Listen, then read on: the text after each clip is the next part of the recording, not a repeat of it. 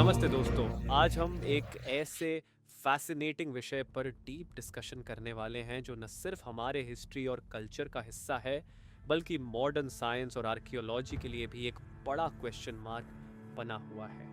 हम सभी ने भारत के एंशंट टेम्पल्स की इनक्रेडिबल आर्किटेक्चर और डिटेल्ड कार्विंग्स के बारे में सुना है, लेकिन क्या आपने कभी रियली क्लोज से ऑब्जर्व किया है कि इन टेम्पल्स की वॉल्स पर कुछ ऐसी मिस्टीरियस डिज़ाइंस और पैटर्न्स मौजूद हैं जो आज की मॉडर्न टेक्नोलॉजी से सस्पिशियसली मैच करती हैं? ये सिर्फ सिंपल आर्टिस्टिक एक्सप्रेशंस नहीं हैं, बल्कि ये हमें एक बड़े सवाल की तरफ ले जाती हैं। क्या हमारे एंसेस्टर्स के पास वो एडवांस्ड साइंटिफिक नॉलेज था जिसे हम आज भी फुली अंडरस्टैंड नहीं कर पाए हैं? आज हम एक एक्साइटिंग जर्नी पर निकलने वाले हैं जहां हम एक्सप्लोर करेंगे ऐसे ही कुछ most mysterious temples of India, जहां आपको रॉकेट्स, स्पेसशिप्स, एडवांस्ड मशीनरी, यहां तक कि डायनासोर्स और एलियंस जैसी कार्विंग्स देखने को मिलेंगी। और सबसे शॉकिंग बात, ये सभी कार्विंग्स हजारों साल पहले बनाई गई थी, जब ऑफिशियली इन टेक्नोलॉजीज का एग्जिस्टेंस तक नहीं था। तो चलिए इस अनबिलीवेबल मिस्ट्री को स्टेप बाय स्टेप समझते हैं और देखते हैं कि क्या रियल में एंशिएंट इंडिया में कोई हाईली एडवांस्ड सिविलाइजेशन एग्जिस्ट करती थी। Kailasa temple, Ellora, the impossible architectural marvel. Ellora caves में स्थित ये टेम्पल पूरी दुनिया के आर्कियोलॉजिस्ट्स और इंजीनियर्स के लिए एक अनसॉल्व्ड पजल बना हुआ है। इस टेम्पल को बनाने का टेक्निक ही अपने आप में एक मिस्ट्री है। ये एक सिंगल मैसिव रॉक को टॉप से बॉटम तक कट करके बनाया गया है। इमेजिन कीजिए, एक पूरे पहाड़ को ऊपर से नीचे तक इस परफेक्ट तरीके से तराशा गया कि एक कंप्लीट टेम्पल स्ट्रक्चर तैयार हो गया। मॉडर्न इंजीनियर्स का मानना है कि आज के लेटेस्ट लेज़र कटिंग टेक्नोलॉजी और हेवी मशीनरी के बावजूद ये काम करना नियरली इम्पॉसिबल है। लेकिन सबसे हैरान कर देने वाली बात यह है कि हिस्टोरिकल रिकॉर्ड्स के अकॉर्डिंग इस मैसिव स्ट्रक्चर को सिर्फ 18 साल में कंप्लीट किया गया था। ये कैसे पॉसिबल था? क्या प्राचीन काल में ऐसी कोई सुपर एडवांस्ड कंस्ट्रक्शन टेक्नोलॉजी मौजूद थी जिसके बारे में हम नहीं जानते?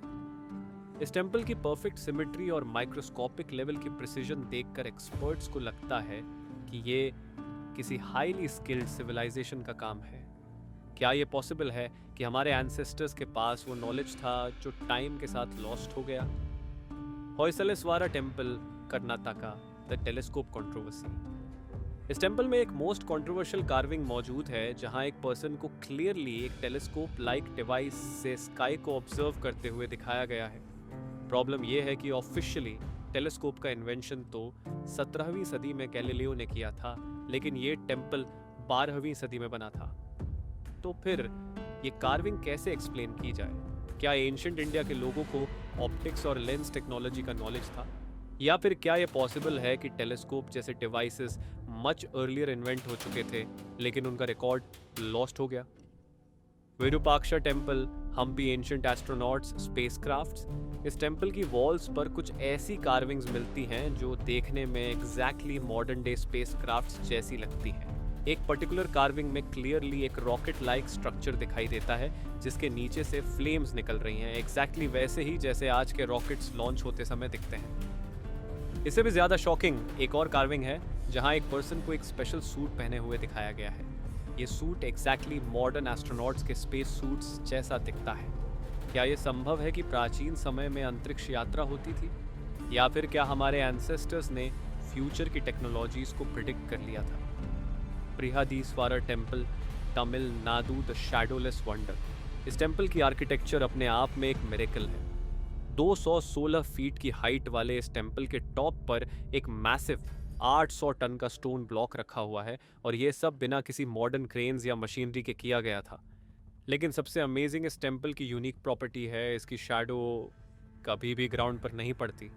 ये कैसे संभव है? साइंटिस्ट्स और आर्किटेक्ट्स आज तक इस फिनोमेनॉन को एक्सप्लेन नहीं कर पाए हैं। क्या एंशिएंट बिल्डर्स ने कुछ स्पेशल कैलकुलेशंस और लाइट एंगल्स का यूज़ किया था? Angkor what, Cambodia, the dinosaur connection. हालांकि टेक्निकली ये टेम्पल कैम्बोडिया में स्थित है, लेकिन इसकी आर्किटेक्चर पूरी तरह इंडियन टेम्पल स्टाइल में बनी है। इसकी वॉल्स पर एक मोस्ट सरप्राइजिंग कार्विंग मिलती है, एक क्लियर स्टेगोसॉरस डायनासोर की इमेज। ये और बात है कि ऑफिशियली डायनासोर्स तो मिलियंस ऑफ ईयर्स पहले एक्सटिंक्ट हो चुके थे और ह्यूमंस का उनसे कोई कांटेक्ट नहीं होना चाहिए था।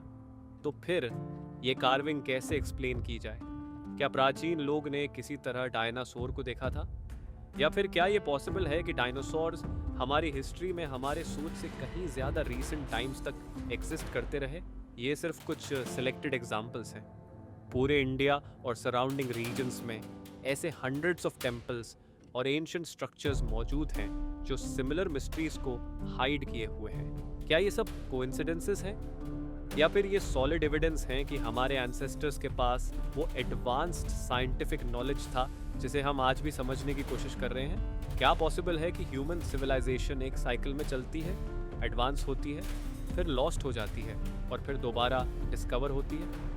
प्राचीन भारतीय ग्रंथों में वर्णित उड़ने वाले मशीन, विमान, उन्नत हथियार और वैज्ञानिक सिद्धांत क्या सच में मौजूद थे? ये क्वेश्चंस आज भी रिसर्चर्स और हिस्टोरियंस को बैफल करते हैं। आपका इस बारे में क्या ओपिनियन है?